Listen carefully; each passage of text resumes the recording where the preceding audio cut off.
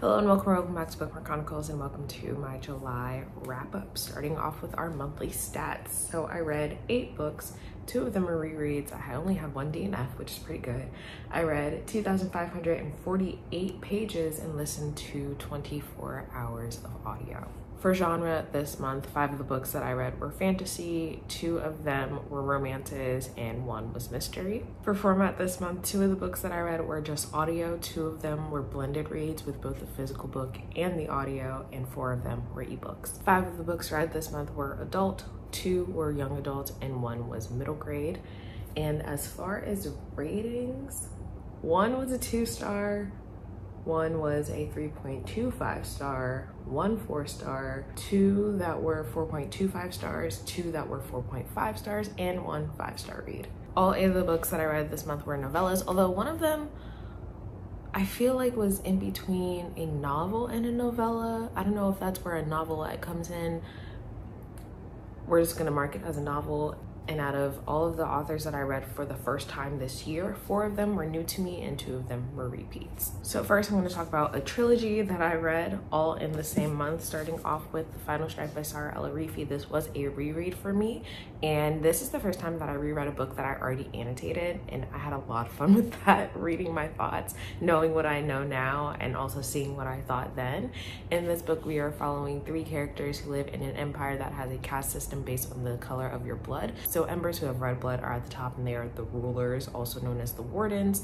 We have Dusters, who have blue blood, and they're sort of the middle class, and then Ghostings, who have clear blood and are mostly servants. They had their tongue and hands removed at birth as penance for a rebellion that happened some time ago. So we're following these 3 characters, and they're interacting in various ways. However, they're also learning together that there are some secrets that the Empire has been keeping from them, and they're trying to figure out what's really going on. I really enjoyed the series. I know that this first book is pretty polarizing. I rated it 4.5, I think. Yep, 4.5. That's what I rated the first time around as well, and I still enjoyed it the second time. Then I read The Battle Drum. So this is my second time reading this. However, it was my first time reading it physically because I had an ARC. I ended up rating this one 4.25 stars. I still enjoyed it. However, there are 2 characters in this that I really can't stand, and I just didn't really care for anything happening with them. One of them I was kind of starting to like because they had a good character arc, but then all of that shit got thrown out the window and they reverted right back to their old ways, and that was really frustrating.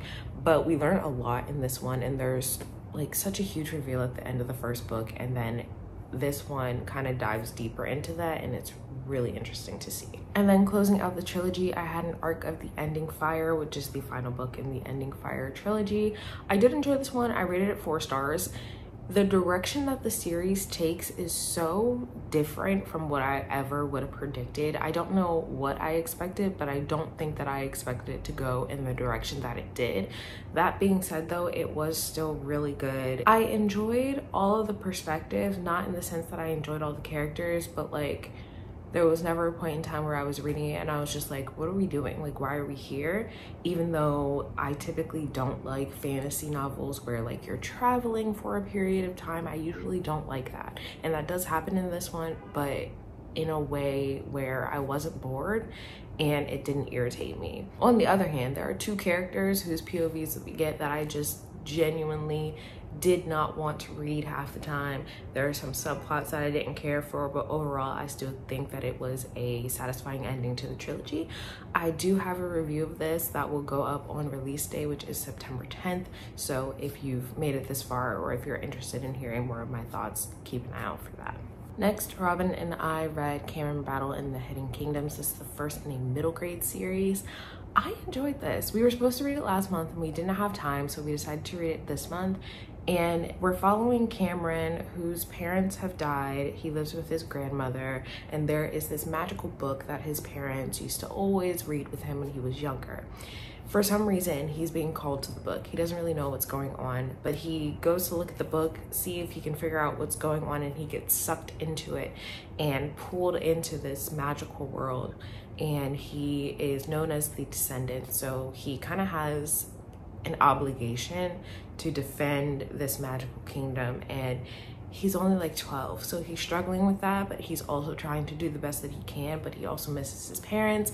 Luckily, he does have friends with him on this journey, and honestly, it was really cute and like just so intriguing in a way that I didn't expect. It does end on a huge cliffhanger, which I was really annoyed about, because as I'm listening to it, I'm like, we only have a little bit of time left. How are we gonna wrap all this up? And then you're like, oh shit, okay, yeah, I need to read the next book. So we will definitely be continuing that series. I rated the first book 4.25, if I didn't say that already. The next 2 books I talk about in my NetGalley ARC vlog that I did in collaboration with Heather from Hio Booktube. So if you want more of my thoughts as I'm reading that, check out that vlog. I will have it linked in the cards and in the description for you. I also talk about reading The Ending Fire in that one if you want a little bit more insight that is non-spoilery. But the first book that I read was Second Ties the Charm. I got this one from Harlequin Trade Publishing, as I'm part of the Hive, and so I'm auto approved for it. This is a second chance romance between marine biologists who are studying sharks. I did not enjoy this. I rated it 2 stars. I think that the reason that they broke up was stupid. I think that the reason that they stayed apart for so long was stupid. I think the reason that it took them to get back together was stupid. Like, all of it was just stupid. I am someone who genuinely hates miscommunication, and in this particular instance, it wasn't even miscommunication. It was just a lack of communication. So the 2 of y'all have been miserable and pining after each other for 3 years for what? But if you like second chance romances and marine biology, then I guess maybe try it. The other book that I read in that vlog is The Maid and the Crocodile by Jordan E. Fueko. Heather and I buddy read this together. It is a new book set in Eretzar, which is the world of Raybear, which is one of my favorite books of all time. I really enjoyed it. I think I rated it 4.5 stars.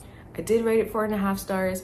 I went into it thinking that it was going to be a romantasy. It is not. It is a fantasy with a very, very minor slow burn romance subplot, which typically is fine, but I actually wanted more of the romance.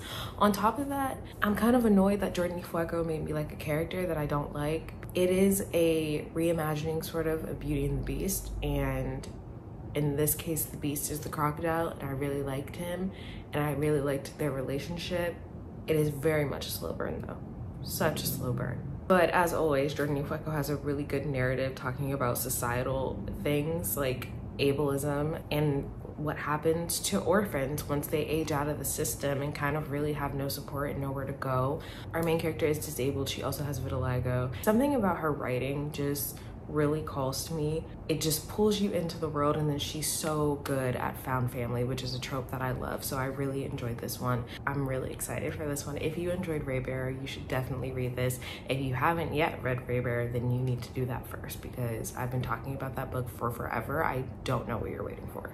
Then I DNF'd A Sweet Mess by J.C. Lee. I've had this for a while, and it's about a woman who owns a bakery.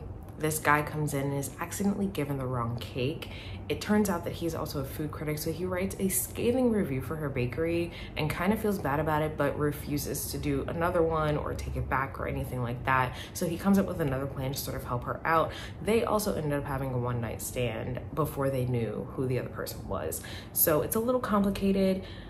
It was fine, but when they were just constantly lusting after each other to the point where they're ready to bang on the dining room table in front of company, just like, get it together. Have a conversation, figure out what you want, and then do it. Like, I get that your reputations might be on the line, and really it's not even his reputation, it's hers, because it always is. But have a fucking conversation, be adults, use your words. Like, that shit irritated the hell out of me. I just couldn't get with it, so I stopped trying. Next, I read Stroke of Luck by Phoenix Collins. This is an author that I followed on TikTok for quite some time, and she just so happened to be looking for ARC readers for this book. So I talked to her, she sent me the book. 5 stars.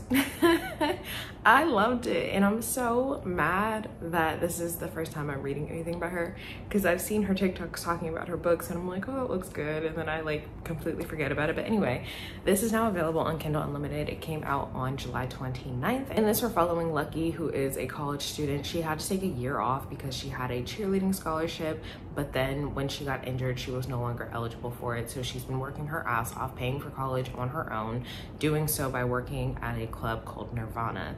So she's back in school, she's so close to finishing her degree, and then one night there's a situation where she finds herself newly single and homeless. She needs a place to stay, and in swoops Carter Harrington, who is the son of the owner of the club and also a billionaire playboy. Loved it. It was so good. I don't read a ton of billionaire romances. However, I will be changing that. I really enjoyed this. I really enjoyed their relationship. And at first, it is strictly supposed to be a friends with benefits thing. And obviously that doesn't last very long. But I would recommend this for people who enjoy billionaire romances, friends with benefits, forced proximity, and just a badass female main character, because Lucky is truly someone that I could be friends with in real life. She does not take shit from anybody. She will always speak her mind, and I love that about her. So if you have not yet read this, highly recommend. It is on KU if you're interested, and it is the first in what I believe is going to be a trilogy. And the final book that I read this month was A Good Girl's Guide to Murder. I've had this on my TBR for a very long time. I rated it 3.25 stars. We're following Pippa, who is trying to solve a murder that happened 5 years ago at her high school. A young girl was killed. Everyone believes that her boyfriend is the killer. He is also dead, and she just thinks that something's not right. This was enjoyable. I was surprised by the ending because I didn't see it coming. However, Pippa is the dumbest fucking character I've ever read in my entire life. For as smart as Pippa is, she's dumb as fuck. Literally, the very first chapter is her professor saying, yeah, you can do this, but don't do X, Y, and Z. And what does she do? X, Y, and Z immediately. That is the first thing she does. And then she just constantly puts herself in danger. It just doesn't think about the consequences. And also just is so intrusive when talking to other people. It is honestly a miracle this bitch didn't end up dead too. I will not be continuing the series. I am gonna watch the Netflix series though. So those are all the books that I read in July. Let me know if you've read any of these or if they are on your TBR. Otherwise, that's all I have for you today, and I'll see you in the next video.